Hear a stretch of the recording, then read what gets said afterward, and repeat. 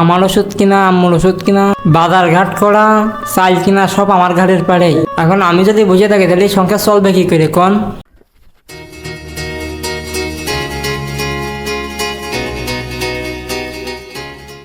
আকাশ, বাড়ি আসিস? আকাশ, বাড়ি আসিস? রামেন নাকি? হ্যাঁ, একটু বাইরে আয়। কি রে, ঘুমাচ্ছিলি নাকি? হয় একটু ঘুমাচ্ছিল। চল একটু রাস্তায় যাই।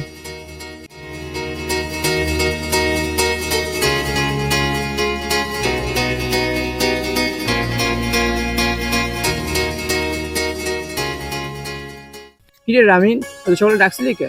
এখন তো সকাল, এখন বাজে 10টা, এত বেলা কেউ ঘুমাই? তা কি বলবি বল।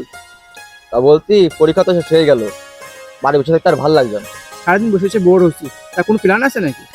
মনে কর আমি সব বন্ধুর সাথে কথা বলেছি, আজকে আমরা সব জোহান পরীক্ষা যাওয়ার প্ল্যান করছি।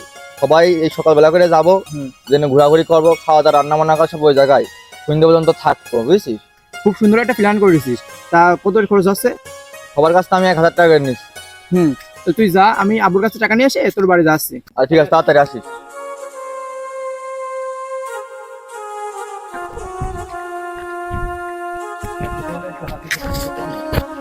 আম্মু, এই যে আব্বু কোনে? পেয়ারা গাছের গুড়া সাপ পাচ্ছে। এই যে এই ভুইতি? হ্যাঁ, তাহলে আমি একটু আব্বুর কাছে গেলাম। তো যাও।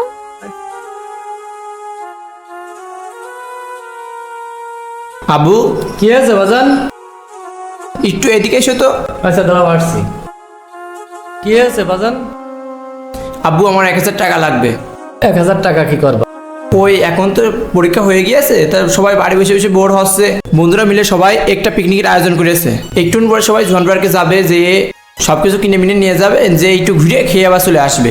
তাই 1000 টাকা লাগবে। কিন্তু আজকে তো 1000 টাকার ব্যবস্থা আমার কাছে নেই বাবা। অত তো জানি না, 1000 টাকা লাগবে তাই জানি। টাকা তো নেই, থাকলে তো আর তোমার না করিনি। যখন যা চাও তাই দিই, কিন্তু আপাতত আমার কাছে কোনো টাকা নেই। টাকা নেই বলে আমি ধরো জন্না নীতি পেরে 3 দিন ধরে একাই নিজে নিজে গুড়া পরিষ্কার করছি। এখন টাকা থাকলে তো আর তোমার না করিনি। সব বন্ধুরা পিকনিক করতে যাচ্ছে, আমি কি একলা বাড়ি থাকবো? তা তো এখন টাকা থাকলে তো আর তোমার না করিনি। তুমি তো সবসময় কইয়েই যাও টাকা নেই, আজ টাকা নেই, কাল টাকা নেই, 2 দিন আগে ছিলাম তাও টাকা নেই। তোমার কাছে টাকা থাকে কবে? সবসময় তো এক কথাই কইয়ে যাও। তুমি কি করেছো আমার জন্য?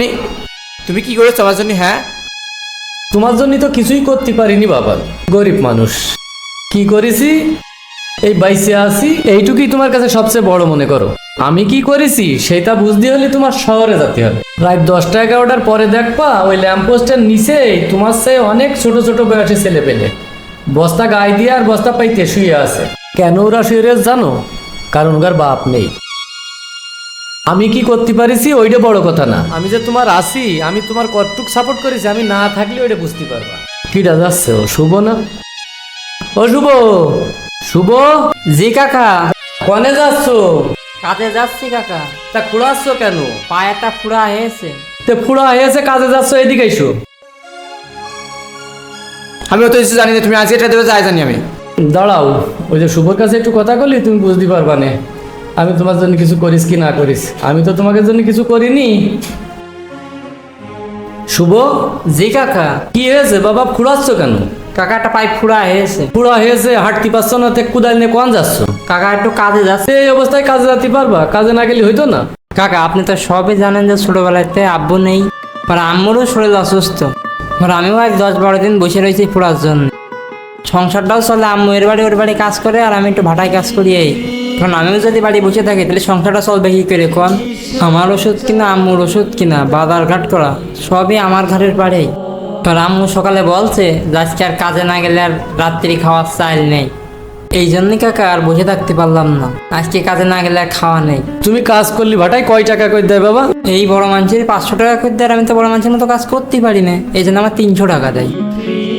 আকাশ, আব্বু, তোমার বয়স কত হবে বাবা? 17 বছর। আর শুভ, তোমার বয়স কত হবে? কাকা এই যে 13 বছর। তাহলে তোমার সে 4 বছরের ছোট।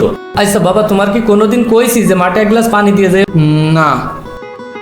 তাহলে তুমি আমার জন্য মাঠে 1 গ্লাস পানিও আনোনি। এই যে পরীক্ষা হয়ে গেছে, 10 দিন ঘরে মধ্যে শুয়ে রয়েছে, আমি একা একা কষ্ট করছি। তোমার কি বলেছি যে আমার সঙ্গে মাঠে এসো? না। তাহলে আমি কি তোমার জন্য কিছু করেছি বাবা? আব্বু, আমার ভুল হয়ে গিয়েছে, তুমি আসো এটাই বড় কথা। টাকা আমার লাগবে না। আব্বু, তুমি যদি আজ না থাকতে হয়তো শুভর মতন আমারও কাজে যেতে হতো। আমি বাড়ি যাচ্ছি, বাড়িতে এসে তোমার সাথে কাজে সাহায্য করছি। আচ্ছা ঠিক আছে, তুমি যাও, আমি দেখছি কোনোভাবে টাকার ম্যানেজ করতে পারলি আমি তোমার টাকা দিচ্ছি, তুমি যাও। আচ্ছা বাবা ঠিক আছে, তাহলে দেখে শুনে যাও, কাজ করো গা। বাবা, বাবা নামক এই মানুষটা যার মাথার উপরে নেই, শুধুমাত্র সেই অনুভব করতে পারে পৃথিবীটা আসলে কতটা কঠিন। বাবা গরিব কিংবা ধনী, কোনো বাবাই তার সন্তানকে কখনোই রাস্তায় থাকতে দেয় না। রাস্তায় গিয়ে খোঁজ নিয়ে দেখবেন যে পথ শিশুগুলো আছে, তাদের কারোরই বাবা নেই।